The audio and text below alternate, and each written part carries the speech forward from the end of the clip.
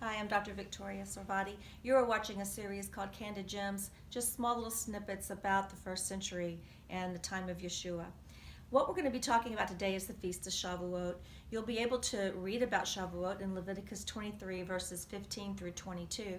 It's also called the Feast of Weeks. We might actually think of it as Pentecost in the Christian world. But what is this feast all about? What does it mean? Really, the Feast of Shavuot is about offering yourself unto the Lord as a burnt offering or as a grain offering. What the people would do at this time. They would also add the offering of a sin offering, which of course we know Yeshua is able to fulfill that through his death and burial and resurrection from the dead.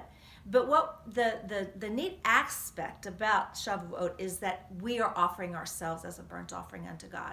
We are offering ourselves to his service, to actually die to ourselves and allow him to come into us. That's what happened on the Feast of Pentecost. The Spirit literally came in to the hearts of men, came inside and filled those believers waiting there for that promise of the Father. So when we enter into the Feast of Shavuot, we also are that burnt offering. We're that grain offering.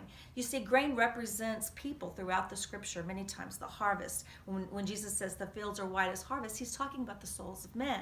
Whenever we sing the song, Bringing in the Sheaves, it's about harvesting the souls of men unto God.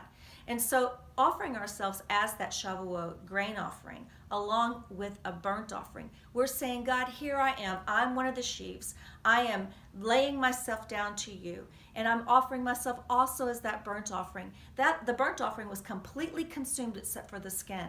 And isn't it interesting, as we walk in this life, we're crucified with Christ, nevertheless we live. We still have our skin that we walk in. So the burnt offering means the skin is still there. I still have my physical being. Yet inside of me, it's been completely consumed. It's been burned and offered up to the Lord as an olah, an offering unto him. And he smells the burning of the flesh, the burning of who we are on the inside before we know Christ. So why don't you have your own Shavuot?